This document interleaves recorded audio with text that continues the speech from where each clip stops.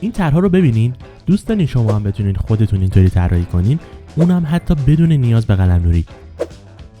امروز این کاراکتر رد ایمپاستر رو با هم اجرا می‌کنیم و باهاش قراره بهتون ابزار پن رو آموزش بدم. آخر ویدیو هم یه سایت معرفی می‌کنم که با چند تا بازی ساده بتونین یک بار برای همیشه به این ابزار مسلط بشین. آموزش به این خفنی لایک نداره؟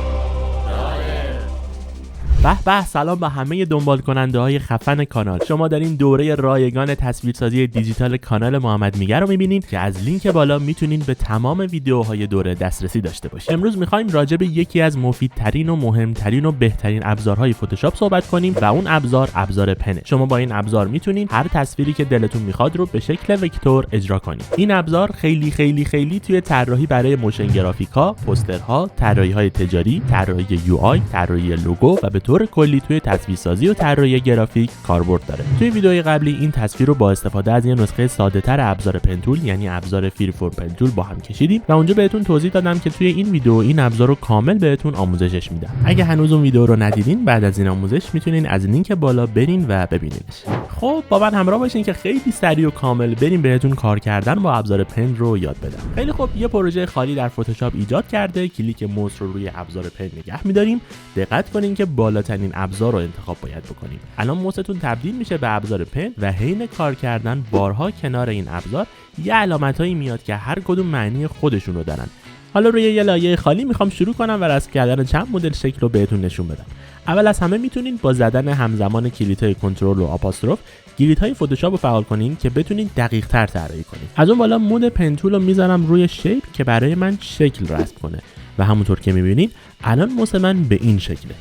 شروع میکنم به کلیک کردن روی صفحه تا شکلی که میخوام رو رسم کنم. هر جا که جای اشتباهی کلیک کردین میتونین با کلید بک اسپیس یه مرحله به عقب برگردین. دقت کنین که الان شکل ما هنوز باز و نیمه کار است و باید حتما مسیر شکلمون رو ببندیم و برای این کار باید همیشه برگردیم به نقطه‌ای که ازش شروع کرده بودیم و الان که موس رو میبرم به همون نقطه اول میبینین که به این شکل در میاد و کلیک میکنم تا شکلمون بسته بشه. از اون بالا از قسمت فیل و استروک میتونین رنگ شکل و خط دورش رو تغییر بدین. از قسمت بغلیش هم میتونین اندازه و نوع استروک رو تنظیم کنید. اگه خواستین جای نقطه های شکلتون رو عوض کنید میتونین همون در حالی که هنوز رو ابزار پن تول هستین هر موقع که خواستین کلید کنترل رو نگه دارین و نقاطتون رو جابجا کنید. اگه روی نقطه ها کلید آلت رو نگه دارین میبینید که موستون به این شکل در میاد و این به این معنیه که میتونین با کلیک و درگ کردن موستون به اطراف اون نقطه رو به شکل منحنی تغییرش بدین. هر موقع اگه دوباره آلت رو نگه دارین و روی همون نقطه کلیک کنین دوباره تبدیلش میکنین به نقطه شکسته. برای حذف نقطه ها هم میتونین هیچ کلیدی رو نگه ندارین و روی نقاط با همین ابزار پن یک کلیک ساده انجام بدید. موقع کار کردن با این ابزار بهتره که دستتون روی کیبورد به این شکل باشه چون هر سه کلید رو ممکنه هی بهش نیاز داشته باشیم. الان مثلا اگه بخوایم یه نیم دایره رسم کنیم باید اول 2 تا نقطه بذاریم و حالا میریم سراغ کرو بالایی نیم کره و شیفت رو نگه می‌داریم و کلیکمون رو به اندازه‌ای که نیم کره‌مون در بیاد قشنگ میکشیم. حالا روی نقطه اولمون کلیک می‌کنیم که شکلمون بسته بشه. برای تمرین بیشتر میتونین از روی این عکس تمرین کنین و سعی کنین هر شکل رو یه بار خودتون بکشین.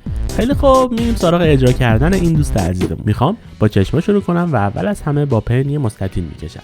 بعد کلید آلت رو نگه میدارم و انحناهایی که لازمه رو روش ایجاد میکنم. برای تغییر اندازه شکلتون میتونین کلید کنترل رو نگه دارین و یه چتر روی اون نقطه ها باز کنین تا انتخاب بشن و بعد در حالی که هنوز انگشتتون روی کنترله اینطوری ادیتشون کنین. رنگ و استروک رو تنظیم میکنم و اون نور روی چشم رو هم با یه مستطیل باریک انجامش بدین ولی این بار بهش استروک ندید. حالا میریم سراغ بدن. من معمولا عادت دارم که اول با یه فرم ساده هندسی و با خطوط شکسته فرم کلی شکل هامو در بیارم و بعد بهش انحناهای لازم رو بدم.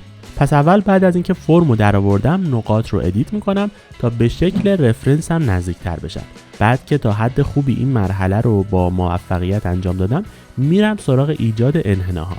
دقت کنین که اگه موقعی که دارین با استفاده از آلت به نقطتون انحنا میدین همزمان کلید شیفت رو هم نگه دارین جفت دستگیره هاتون فقط توی زاویه های مشخصی حرکت میکنن. و این خیلی کاربرد داره. هر موقع هم که خواستین میتونین کلید کنترل رو نگه دارین و اینطوری یکی از اون دستگیره ها رو به صورت تکی جابجا کنین. ولی هر دو دستگیره زاویه میگیرن که اگه خواستین به دستگیره ها به طور مستقل زاویه بدین، باید به جای کنترل این بار کلید آلت رو نگه دارین و یکی از اون دستگیره ها رو جابجا کنین. خیلی خوب، ادامه میدیم. برای کیف هم دوباره یه مستطیل در اندازه دلخواه کشیده باهاش ادامه میدیم. خب حالا نیاز داریم که لبه ها رو کرو کنیم، ولی این جواب نمیده و فرم کیف رو بدریخ میکنه. پس به جاش برای این کار میایم اول روی مسیرمون 2 تا نقطه کمکی ایجاد میکنیم، یعنی موس رو میبریم روی لبه ها تا به این شکل در بیاد و کلیک میکنیم. حالا میتونیم اون نقطه گوشه‌ای رو حذف کنیم و دستگیره ها رو تنظیم کنیم تا اون گردی که میخوایم به درستی در بیاد. پایینی هم به همین شکل و تمام. حالا وقت چیه؟ وقت سایه ها. چطوری میتونیم سایه بزنیم؟ با کلیپ ماس که اگه ویدیوهای قبلی رو دیده باشین دیگه توش استاد شدید. لایه جدید، مسیر دلخواه، رنگ، آلتو نگه میدارم، کلیک، اگه لازم شد یکم ادیت. اینم از سایه قسمت چشم. بقیه قسمت‌های بدن رو هم دقیقاً به همین روش انجام بدید. برای سایه اون زیر هم میتونید خودتون رو راحت کنین و از یه بیزی استفاده کنید.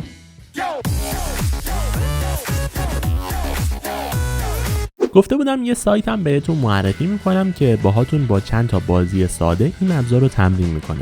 آدرسش رو براتون توی دیسکریپشن هم گذاشتم. بچمونید ببینید چند تا مرحله میتونید برید جلو، برام کامنتش کنید. حالا دیگه میتونید بعد از یادگیری این آموزش هر کدوم از این عکس‌ها رو که دوست داشتین خودتون توی فتوشاپ طراحی کنید. چون اگه ویدیوها رو تا اینجا خوب دیده باشین دیگه چیزی نیست که برای انجام دادنشون بلد نباشید. برای دیدن بقیه ویدیوهای دوره به پلیلیست نقاشی دیجیتال سر بزنید و ویدیو رو حتما لایک کنید. نمیدونین لایکتون چقدر مهمه. یه دنیا تشکر.